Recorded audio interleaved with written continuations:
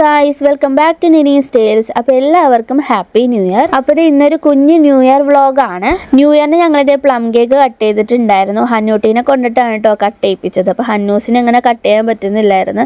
പിന്നെ അതേ പ്ലേറ്റൊക്കെ എടുത്ത് പൊക്കി അങ്ങനെ ഞങ്ങളിതേ കേക്കൊക്കെ മുറിച്ചേ. അപ്പോൾ എങ്ങനെ ഉണ്ടായിരുന്നു എല്ലാവരുടെയും 2025? അപ്പോൾ എന്നെ സംബന്ധിച്ച് 2025 ഒരു നല്ല വർഷമായിരുന്നേ. കുറേ അപ്സ് ആൻഡ് ഡൗൺസ് എൻ്റെ ലൈഫിൽ ഈ ഒരു വർഷം ഉണ്ടായിട്ടുണ്ട്. അതിൽ നിന്നൊക്കെ കുറേ ലെസൺസ് എനിക്ക് പഠിക്കാൻ പറ്റി. പലർക്കും ജീവിതത്തിൽ പല രീതിയിലായിരിക്കും കേട്ടോ തകർച്ചകളൊക്കെ ഉണ്ടാവുന്നത്. അതിൽ നിന്ന് നിങ്ങൾക്ക് കര കയറാൻ പറ്റും എന്നുള്ള ആത്മവിശ്വാസമാണ് കേട്ടോ നിങ്ങളെ വിജയത്തിലോട്ട് നയിക്കുന്നത്. അതിന് ചിലപ്പോൾ കൂടുതൽ സമയം എടുത്തേക്കാം, പക്ഷെ ആ തീരുമാനത്തിൽ നിന്ന് നിങ്ങൾ ഒരിക്കലും പിന്മാറരുത് എന്നാണ് കേട്ടോ എനിക്ക് പറയാനുള്ളത്. കൂടുതൽ ഇനി ഞാൻ പറഞ്ഞ് വെറുപ്പിക്കുന്നില്ല കേട്ടോ. അങ്ങനത്തെ നമ്മുടെ കേക്ക് കട്ടിങ്ങും കാര്യങ്ങളും ഒക്കെ കഴിഞ്ഞു. നല്ല പ്ലം കേക്ക് ആയിരുന്നേ. പിന്നെ നമുക്ക് ന്യൂ ഇയറിന് എവിടെയെങ്കിലും പോകാം എന്നുള്ളൊരു പ്ലാനിങ് ഉണ്ടായിരുന്നു. പക്ഷെ രാവിലെ നമ്മൾ എങ്ങും പോയിട്ടില്ലായിരുന്നു. രാവിലെ ഫുള്ള് വീട്ടിൽ തന്നെ ആയിരുന്നു. വൈകിട്ടൊരു 4:30 ആയപ്പോഴായിരുന്നു കേട്ടോ നമ്മൾ പോയിട്ടുണ്ടായിരുന്നത്. നമ്മുടെ തൊട്ടടുത്തുള്ള അഴീക്കൽ ബീച്ചിലോട്ടായിരുന്നു കേട്ടോ നമ്മൾ പോയത്. പണ്ട് ഞങ്ങൾ എപ്പോഴും വരുന്നൊരു സ്ഥലമായിരുന്നു, പക്ഷെ ഈയിടെയായിട്ട് തീരെ വരാറില്ല.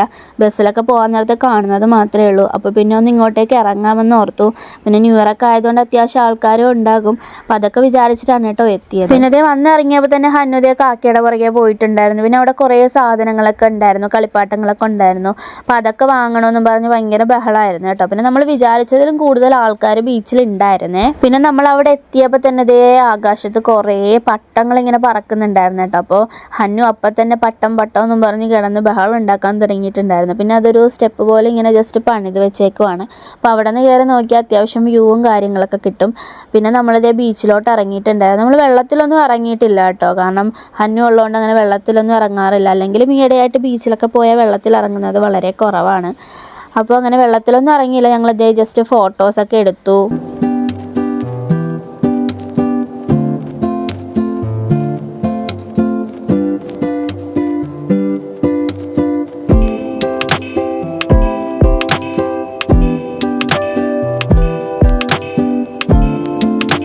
പിന്നെ അതിനുശേഷം ഞങ്ങൾ പട്ടം വാങ്ങിക്കാൻ പോയി കേട്ടോ. കുറേ പട്ടം ഉണ്ടായിരുന്നു. അപ്പം ഞാൻ ആദ്യമായിട്ടാണ് സത്യം പറഞ്ഞാൽ പട്ടമൊക്കെ പറത്താൻ പോകുന്നത്. പിന്നെ ഹന്നുവിൻ്റെ നിർബന്ധം കൊണ്ടാണ് നമ്മൾ പട്ടം വാങ്ങിച്ചത്.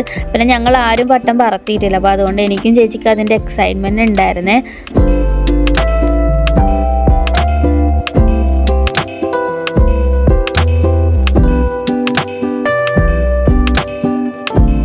പട്ടൻ്റെ കൈ കൊടുത്തപ്പോൾ തന്നെ പട്ടൻ്റെ ഹനുവിന് അങ്ങ് ചുറ്റിയിട്ടുണ്ടായിരുന്നു കേട്ടോ. പിന്നെ അതൊക്കെ നമ്മളെടുത്ത് മാറ്റി. നല്ല കാറ്റായിരുന്നേ. പിന്നെ അതേ ഞാൻ കുറേ നേരം പട്ടം പറത്തി. ഹനുവിന് വേണ്ടിയിട്ടാണ് വാങ്ങിച്ചെങ്കിലും സത്യം പറഞ്ഞാൽ മര്യാദക്കൊന്ന് പട്ടം പറത്തിയത് ഞാനാണ്. പിന്നെ അമ്മച്ചിക്കാണെങ്കിൽ ഈ ഒരു ദിവസങ്ങളിലായിട്ട് ഭയങ്കര വയ്യായികയൊക്കെ ആയിരുന്നു കേട്ടോ.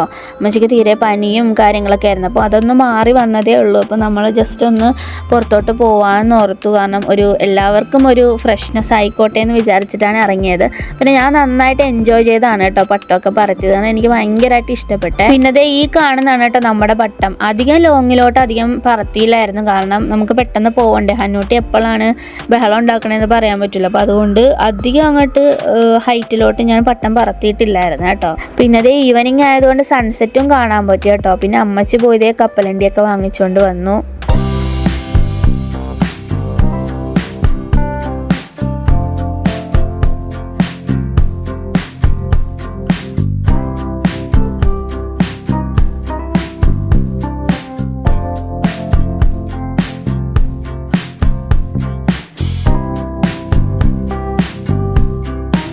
പിന്നെ അതേ കഴിക്കാൻ വേണ്ടിയിട്ട് കോളിഫ്ലവർ ബജ്ജി വാങ്ങിച്ചിട്ടുണ്ടായിരുന്നു. പിന്നെ മുളക് ബജ്ജി വാങ്ങിച്ചിട്ടുണ്ടായിരുന്നു. പിന്നെ ചായ വാങ്ങിച്ചിട്ടുണ്ടായിരുന്നു കേട്ടോ. അങ്ങനത്തെ ചായയൊക്കെ കുടിച്ചിരുന്നു. നല്ലൊരു വൈബായിരുന്നേ.